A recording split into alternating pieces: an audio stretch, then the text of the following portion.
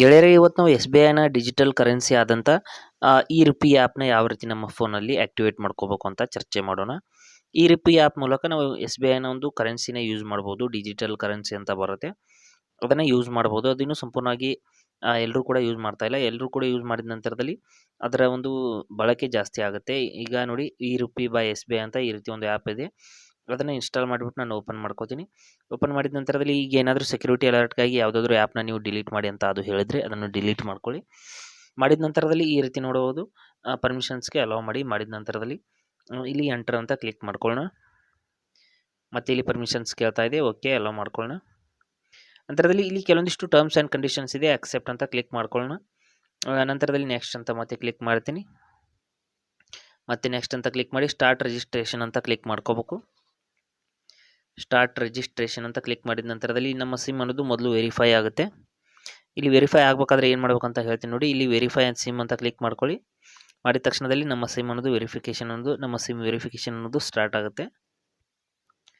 ಇಲ್ಲಿ ಕೆಲವೊಂದಿಷ್ಟು ಸ್ಟೆಪ್ಗಳಿದೆ, ಅವೆಲ್ಲ ಸ್ಟೆಪ್ ಕಂಪ್ಲೀಟ್ ಆದ ನಂತರದಲ್ಲಿ ನಮ್ಮ ಆ್ಯಪ್ ಅನ್ನೋದು ಸಂಪೂರ್ಣವಾಗಿ ಆ್ಯಕ್ಟಿವೇಟ್ ಆಗುತ್ತೆ. ಇಲ್ಲಿ ನೋಡಿ ಮೇಲ್ಗಡೆ ಬರ್ತಾ ಇದೆ ನೋಡಿ, ಮೊದಲ ಸ್ಟೆಪ್ಪು, ಎರಡನೇ ಸ್ಟೆಪ್ಪು ಈ ರೀತಿ ಮೇಲ್ಗಡೆ ಇದೆ ನೋಡಿ.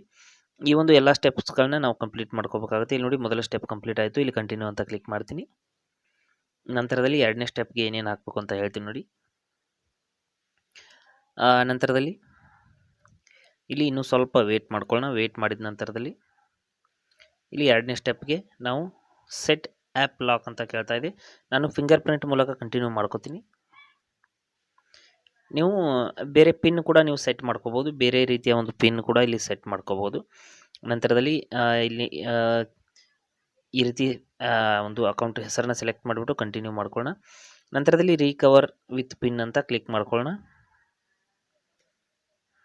ನೋಡಿ ಈ ರೀತಿ ಕ್ಲಿಕ್ ಮಾಡಿದ ನಂತರದಲ್ಲಿ ಇಲ್ಲಿ please enter your 6 digit pin ಅಂದರೆ ನಾನು ಆಲ್ರೆಡಿ ಒಂದು ಸಾರಿ ಓಪನ್ ಮಾಡಿದ್ದೆ ಸ್ನೇಹಿತರೆ. ಇಲ್ಲಿ ನೀವು ಯಾವಾಗ ಮೊದಲ ಬಾರಿ ಓಪನ್ ಮಾಡಿದಿರ ಅಂದರೆ ಕ್ರಿಯೇಟ್ ಪಿನ್ ಅಂತ ತೋರಿಸುತ್ತೆ. ಈ ರೀತಿ ನೋಡ್ಬೋದು, ಮೇಲ್ಗಡೆ ಒಂದು ಕೆಳಗಡೆ ಎರಡು ಕಡೆ ಅದೇ ಪಿನ್ನನ್ನು ಹಾಕಿಬಿಟ್ಟು ನಾವು ಕನ್ಫರ್ಮ್ ಮಾಡ್ಕೋಬೇಕಾಗುತ್ತೆ. ಈ ರೀತಿ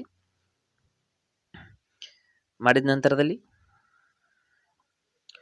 ಇಲ್ಲಿ ನೋಡಿ ನಮ್ಮ ಒಂದು ರಿಜಿಸ್ಟ್ರೇಷನ್ ಒಂದು ಆಲ್ಮೋಸ್ಟ್ ಕಂಪ್ಲೀಟ್ ಆಗೋದಕ್ಕೆ ಬಂದಿದೆ. ಇನ್ನೂ ಒಂದೇ ಒಂದು ಸ್ಟೆಪ್ ಬಾಕಿ ಇದೆ.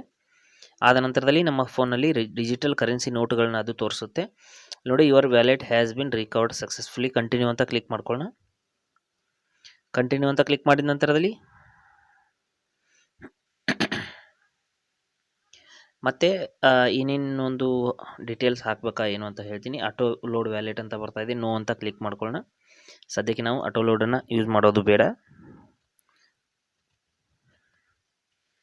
ನೋ ಅಂತ ಕ್ಲಿಕ್ ಮಾಡಿದ ನಂತರದಲ್ಲಿ ಆ್ಯಪ್ ಅನ್ನೋದು ಸಂಪೂರ್ಣವಾಗಿ ಓಪನ್ ಆಗಿದೆ ಸ್ನೇಹಿತರೆ. ಇಲ್ಲಿ ವ್ಯೂ ವ್ಯಾಲೆಟ್ ಅಂತ ಕ್ಲಿಕ್ ಮಾಡಿಬಿಟ್ಟು ನಾವು ನಮ್ಮ ವ್ಯಾಲೆಟ್ನಲ್ಲಿ ಏನೇನು ಹಣ ಇದೆಯಾ ಏನು ಅಂತ ನಾವು ಚೆಕ್ ಮಾಡ್ಕೋಬೋದು. ಯು ಹ್ಯಾವ್ ಇನ್ಸಫಿಷಿಯೆಂಟ್ ಬ್ಯಾಲೆನ್ಸ್ ಅಂದರೆ ನಾನು ಹಣ ಇನ್ನೂ ಆ್ಯಡ್ ಮಾಡಿಲ್ಲ ಅಂತ ಹೇಳ್ತಾ ಇದೆ. ಓಕೆ ಅಂತ ಕ್ಲಿಕ್ ಮಾಡಿದ ನಂತರದಲ್ಲಿ ನೋಡ್ತಾ ಇರ್ಬೋದು, ಇಲ್ಲಿ ಸಂಪೂರ್ಣವಾಗಿ ನಮ್ಮೊಂದು ಕರೆನ್ಸಿ ನೋಟುಗಳನ್ನ ಅದು ತೋರಿಸ್ತಾ ಇದೆ. ಈ ರೂಪಿನ ಒಂದು ಕರೆನ್ಸಿ ನೋಟುಗಳನ್ನ, ಈ ನೋಟುಗಳನ್ನ ನಮ್ಮ ವ್ಯಾಲೆಟ್ನಲ್ಲಿ ಹಾಕಿಬಿಟ್ಟು ನಾವು ಇವುಗಳ ಮೂಲಕ ಟ್ರಾನ್ಸಾಕ್ಷನ್ಸ್ ಕೂಡ ಮಾಡಬಹುದು. ಇದು ಒಂದು ಎಸ್ ಬಿ ಐನವರ ಒಂದು ಹೊಸ ವ್ಯವಸ್ಥೆ ಅಂತ ಅನ್ಬೋದು. ಈ ರೀತಿ ಈ ರೂಪಿ ಆ್ಯಪ್ನ ನಮ್ಮ ಫೋನಲ್ಲಿ ಆ್ಯಕ್ಟಿವೇಟ್ ಮಾಡ್ಕೋಬೋದು.